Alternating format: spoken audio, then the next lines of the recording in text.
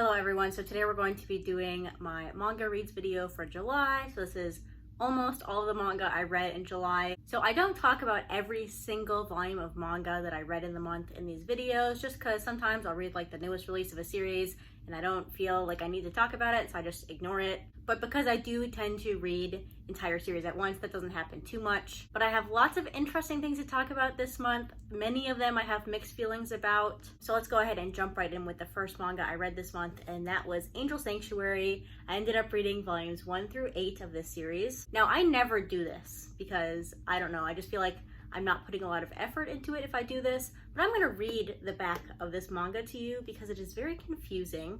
Well, it's very complicated, and I want to tell you how the author and the translators and the people at Viz Media are marketing this manga. So on the back, it talks about the author Karayuki a little bit, and then the synopsis of the manga is, why is Setsuna so mixed up? Despite his attempts to be noble, he'll fight anyone, anytime. He ignores all authority and he harbors feelings for his sister that can only be described as incestuous. Why is he such a mess? The reason may be found with 2 demons from the underworld and their enemy, an insane angel who is distributing an insidious computer game called Angel Sanctuary. So, to me, that sounds like a manga that's going to be about like an evil video game. You die in the game, you die in real life. Something like that, maybe even with some isekai elements. That's not what this is about. In fact, that whole like computer game thing, it's mentioned about 3 times in the 8 volumes I read. And each time it's just like, oh hey, remember that video game? It's still a thing, but we're not gonna do anything with it. So that was kind of confusing,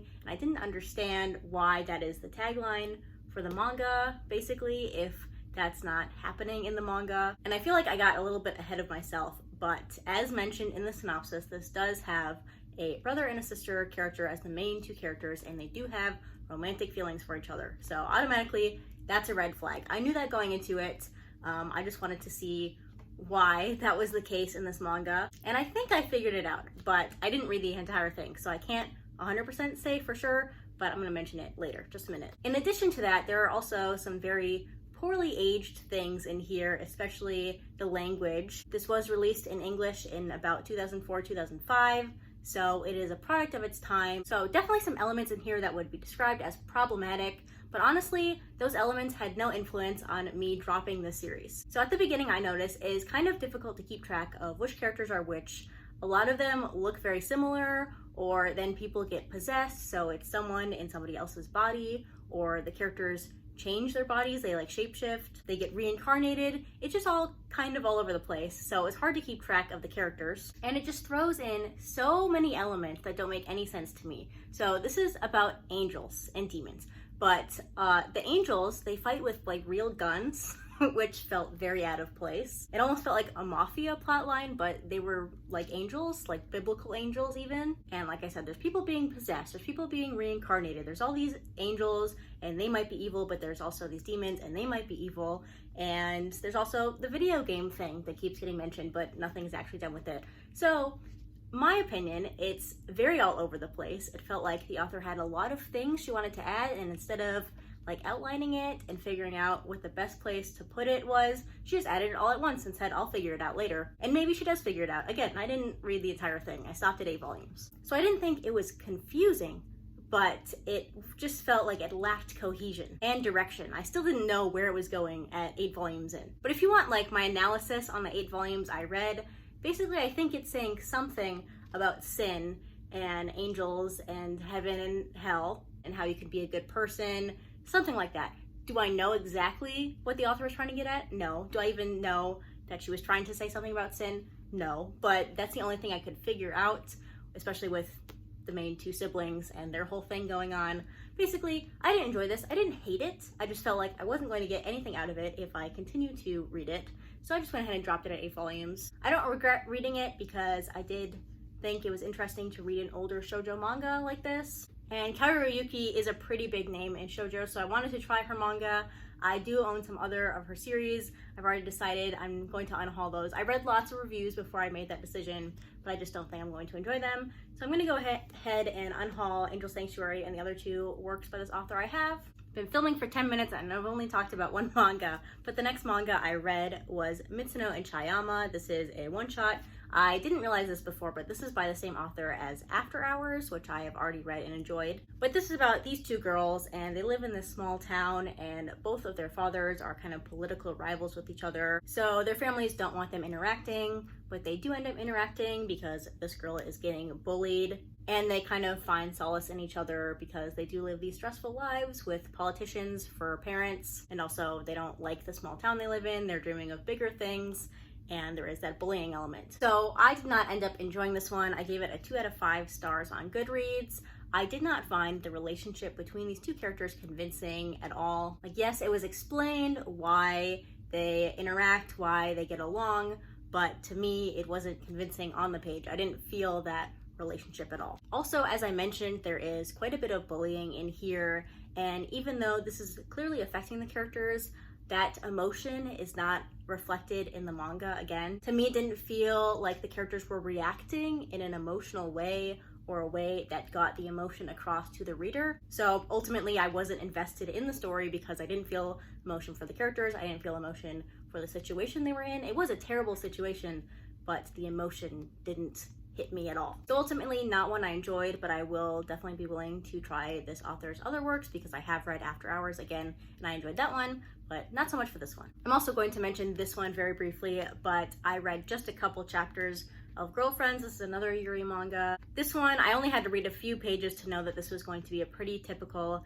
high school Yuri manga romance, and I didn't feel like reading that. So nothing wrong with it. I'm just moving past high school stories at this point, at least ones that are as straightforward as this. The next manga I read was Sensei's Pious Lie, and I don't quite know how to talk about this manga. This is about a woman who is a high school teacher, and she has a pretty terrible relationship with her best friend's fiance. He's abusive to her, but they're still having an affair basically. And she's really harmed by this relationship until one of her high school students finds out, and then it goes from there. So this is a manga I would describe as dark. It has a lot of graphic depictions of rape, abuse, violence, suicide. It shows the perspective of some really terrible people, some unlikable characters, and yeah, definitely some heavy topics in here. So if that's going to bother you, definitely don't pick it up. I thought it handled power dynamics in an interesting way. It seemed to be showing the cycle of abuse and how justice doesn't always prevail. And so despite how graphic it was, I was really enjoying it, at least as much as you can enjoy something like this. I thought it was well done until the very last volume. In fact, I would say the last 10 pages, and because I am talking about the ending, I can't really say anything specific because of spoilers. I think I know what the author was trying to do with that ending. That doesn't mean I like the ending, or that it is the right ending for all the characters in my opinion. I do think I might need to reread the series again to figure out some more messages, but I can't say I enjoyed the ending. I kind of wish I hadn't read the last 10 pages, but I know that, I can't remember what publisher, but some publisher, I think it's Fantagraphics maybe, is going to be publishing another one of Akane Torikai's works. So I will definitely be picking that up because, like I said, the vast majority of this manga I thought was well done. The ending I have some conflicted feelings about, but I don't think it was terrible. But overall, I did think the discussions of power dynamics, gender dynamics, that kind of thing were interesting, so I'd definitely be willing to try another one of this author's works. The next manga I read was River's Edge. This is by Kyoko Okazaki. This is about a group of teenagers. They live by this river, and they're kind of all troubled teenagers. They all have issues.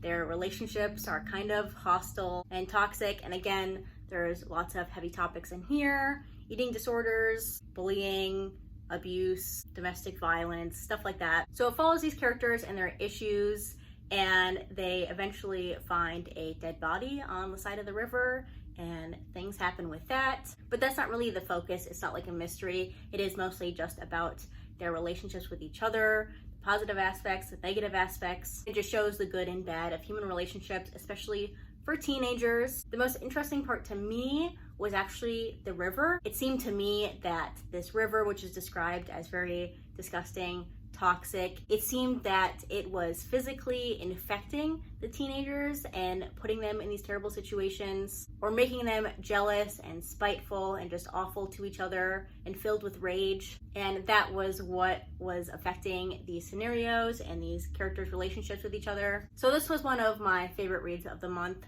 I do like overanalyzing things like that. So if you're looking for a kind of melancholy, sad one-shot manga to read, definitely look into this one. I thought it was very well done and I would highly recommend it. The next manga I read in July was the entirety of Nausicaa of the Valley of the Wind. So I want to start out by saying I've never watched this movie. The only Studio Ghibli movie I've watched is Spirited Away, and that was a long time ago. So I had absolutely zero clue about what this manga was. I thought it was just a generic fantasy manga. I had no idea it was a post-apocalyptic manga that takes place thousands of years in the future and has all these bugs and these interesting societies. And yeah, I just had no idea what I was getting into when I started this. But immediately when I started reading, I could tell how rich this world was. The world building was incredible. It feels rich and mysterious. To me, the world and the entire story itself seems to have a very clear environmentalist message. There's a lot of commentary on how humans have done this. They've created this world, basically. And you have some discussions on how much of the conflict here is human versus nature, as it seems to be on the surface, or just human versus human. One thing I thought was particularly interesting about this message and the world was the fact that forests they're still called forests, but they're now basically just mushroom forests. So they are toxic to humans. So you have this place, this aspect of nature that used to be like life-giving to humans, provided oxygen obviously, is now toxic to them. It produces toxic fumes. So humans can't breathe there. They need a mask to survive there. So I have just a couple little criticisms about this manga. While reading, especially in the beginning, it was kind of difficult to figure out which characters were which, just because some of the panels are very small, even on these huge oversized manga volumes. I have no idea how you would be able to see all the details in the panels if you're reading this in just a typical sized manga volume. But anyway, because the art is so small and highly detailed, it was hard to figure out which characters were which, especially since many parts they're wearing masks or something over their face, so you just see their eyes. But eventually I figured that out and I was able to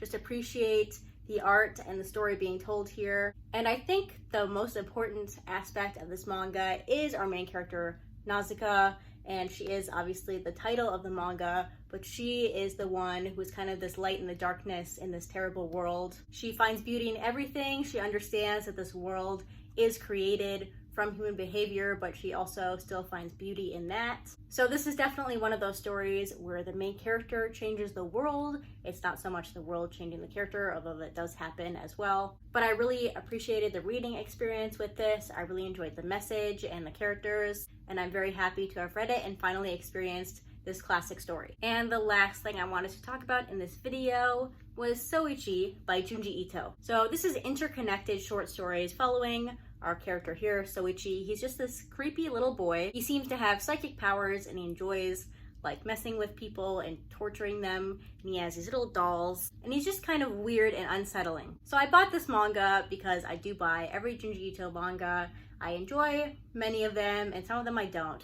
I thought I wasn't going to like this one because in the past when I've read short stories with the Soichi character, I thought he was incredibly annoying, and so I figured a manga entirely about him would just be not very enjoyable. But I did really appreciate how cohesive these short stories were. They had recurring characters, which doesn't always happen in these short story collections from Junji Ito. And honestly, at some point, I kind of started feeling bad for Soichi because you can kind of read it as this little kid. He's the youngest of his family, and he's just kind of ignored by the rest of his family, so he acts out. He does do some terrible things to people though, don't get me wrong, but sometimes I'm like, oh, this is just a little kid acting out, trying to get attention from his family. But then he would go like harass his teacher or classmate, and I was like, oh yeah, I don't feel bad for him anymore. But what I'm getting at is I definitely did enjoy this one more than I thought I would.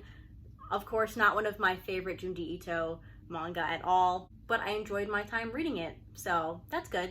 Okay, so those are all the manga I wanted to talk about in this video. If you've read any of these, please go ahead and leave your comments or thoughts on them down below, or let me know what your favorite or least favorite read of the month was. But that's gonna be it for this video. Thanks for watching, and I'll see you next time. Bye!